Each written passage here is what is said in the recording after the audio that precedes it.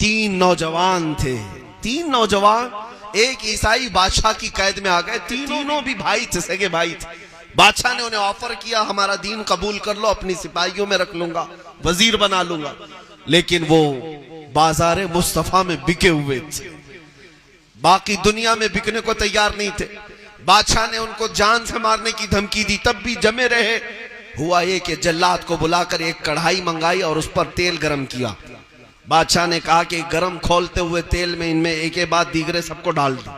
बड़े भाई को उठाया, जल्लाद ने गरम खोलते हुए तेल में डाल दिया, वो जल गया। थोड़ी देर के बाद दूसरे भाई को उठाया, उसको भी डाल दिया। अरे मियाँ, गरम तेल का एक चटका भी उंगली पे लगे, दिन भर हम हाहू करते हैं। जिसको पूरे जिस्म के साथ उठाकर डाला गया हो, फिर भी वो अपने दीन से बरगश्ता होने को तैयार नहीं, वो अपने नबी पाक से गद्दारी करने को तैयार नहीं। और क्यों करेगा? ईमान जब दिल में बशाशत के तौर पर आ जाए, वो कभी दूसरे का कोई कबूल करने को तैयार नहीं होगा। खैर, तीसरा जो जवान था उसकी उम्र कम थी, 22-25 साल के आसपास। वजीर एक बादशाह का, उसने कहा कि बादशाह सलामत, ये मेरे हवाले कर दो, 1 महीने में मैं इसे चेंज करके लाऊंगा, इसको बदल करके लाऊंगा। बादशाह ने कहा ठीक है, ले जाओ इसको। वजीर अपने घर ले गए। ये दुनिया क्या करती है तुम्हारे साथ? ये मॉब लिंचिंग करके डराती है पहले कि तुम अपने दीन से दूर हो जाओ, टोपी रखना छोड़ दो, दाढ़ी मुंडाने लग जाओ। ये वीडियो यूं ही गर्दिश नहीं करवाए जाते, दहशत ये फैलाते हैं तुम्हें, दहशत फैलाने के लिए कि तुम दीन से मुकर जाओ। इसका सबसे बेहतरीन जवाब यह है कि कल 4 लोग दाढ़ी रखते थे, आज 40 को दाढ़ी रखना चाहिए। हर एक जवान उठे और कहे, जिस तरह तुम मेरे नबी पाक के अखलाक मिटाने की कोशिश करोगे, उतना ही मैं अपने नबी के अखलाक को जिंदा करूंगा, मैं और ताबिंदा करूंगा अपने अमाल से, अपने अशगाल से। ये मॉब लिंचिंग के जरिए डराते। दूसरे, अगर तुम मौत से नहीं डरते तो फिर ये हुस्न और जमाल से या दौलत और माल से, क्योंकि इंसान की फितरत है, ये फितरी तौर पर हुस्न की तरफ रागिब होता है या माल की तरफ रागिब हो जाता है। ये 2 चीजें इंसान की जिंदगी में खतरनाक है। अक्सर लोगों का तकवा भस्म हो जाता है हुस्न के आगे, और माल के आगे कई पीरों के ताज उतर जाते हैं। मेरे अजीजों, ये 2 बड़ी खतरनाक चीजें जिससे दुनिया लोगों को खरीदती है। यही काम उस वजीर ने उस नौजवान के साथ किया। अपने घर ले गया, अपनी सबसे ज्यादा हसीन और जमील बेटी उसको उसके पीछे लगा दिया। तो किसी भी तरह अपने हुस्न और जमाल की तरफ इसे रागिब कर ले, और इसका दीन हम बदलते हैं। ये आज जो इर्तिदाद का फितना है, ये क्या है? ये लड़कियां जो भाग करके जा रही हैं, या लड़के गैरों की लड़कियों को लेकर के भाग रहे हैं, मंदिरों में जाकर शादी कर रहे हैं, ये कौन सी चीज है? यही ये फेसबुक की बला है, जिसमें तस्वीरें इतनी सजा सवार करके रखी जाती हैं कि हुस्न की तरफ माइल हो जाता है बंदा। जानते हो मेरे अजीजों, एक बरहना औरत को देखना कितना खतरनाक होता है कि तुम्हारी नजरें शैतान के तीर की तरह चलती और सामने वाले पर भी पैवस्त होती है, तुम्हारे दिल में भी फिर गुनाह शुरू होते हैं। उस हसीना को वजीर ने अपनी बेटी को लगा दिया, इस नौजवान को दीन से बरगश्ता करने के लिए। अब वो खूबसूरत इतनी थी कि उसके निकाह के पैगाम कई बड़े बड़े बादशाहों के शहजादों से आते थे, लेकिन बाप ने यहाँ इस नौजवान के पीछे लगाया है। वो दिन रात उसके पीछे लगी रहती, लेकिन उस नौजवान की जिंदगी को देखो, अल्लाह अल्लाह। जब जब वो हुजरे में लड़की आती, ये नौजवान उसकी तरफ एक आंख उठाकर नहीं देखता, मुसल्ला बिछाता, सजदे में चला जाता। रात के वक्त वो आती, वो जितनी देर बैठी रहे उतनी देर ये मुसल्ले पे रहता, उठाता ही नहीं था। महीना गुजर गया, वो ओंगती थी, सोती थी, जली जाती थी।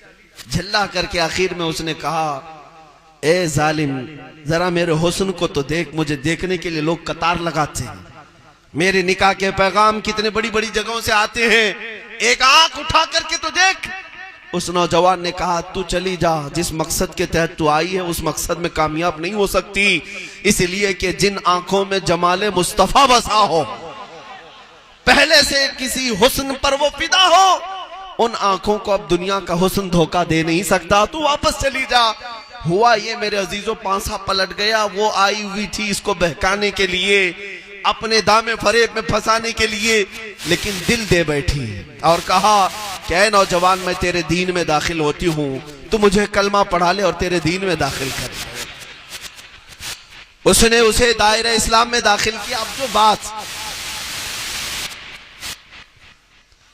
जो बात अर्ज करनी है वो ये है कि उस नौजवान दुशीजा ने इससे कहा, मैं अपने बाप के चंगुल से और बादशाह से तुझे छुड़ा करके बहुत दूर ले चली जाऊं, इस्लामी सल्तनत में चलते। ये कुफरिस्तान से आजाद होकर निकलते। ये दोनों रात के वक्त निकले।